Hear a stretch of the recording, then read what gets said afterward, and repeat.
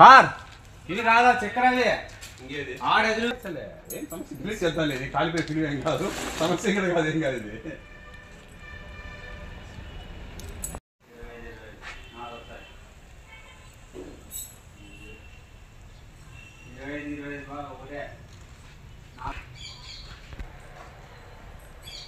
మనం తీసుకున్నావు బాగా 2 రోజులు రాలేదు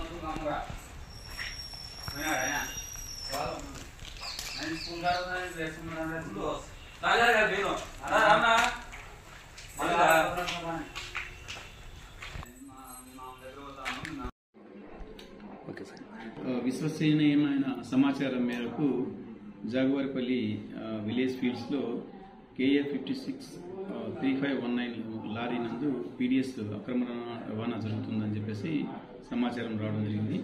సమాచారం అందుకున్న వెంటనే DT కోడూరు సివిల్ సప్లైస్ వారిని మరియు స్థానిక VRO నరసింహ గారిని అక్కడికి పంపడం జరిగింది. మరి వెరిఫై చేయగా 309 బస్తాల PDS రైస్ ఉన్నట్టు గుర్తించబడింది. వాటికి సంబంధించి ఎటువంటి పత్రాలు లేవు.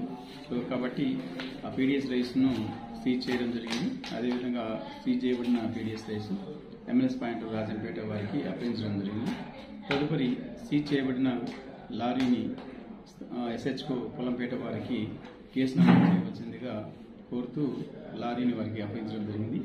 PDS రైస్ తదుపరి డిస్పోజల్ కోసం జాయింట్ కలెక్టర్ వారికి నివేదిక పంపడం జరిగింది. సో ఈ PDS రైస్ అక్రమ రవాణా అనేది ఎక్కడ తిన్నా కూడా కఠినంగా వ్యవహరిస్తామని చెప్పేసి ఇందు మూలంగా తెలియజేయడం జరుగుతుంది.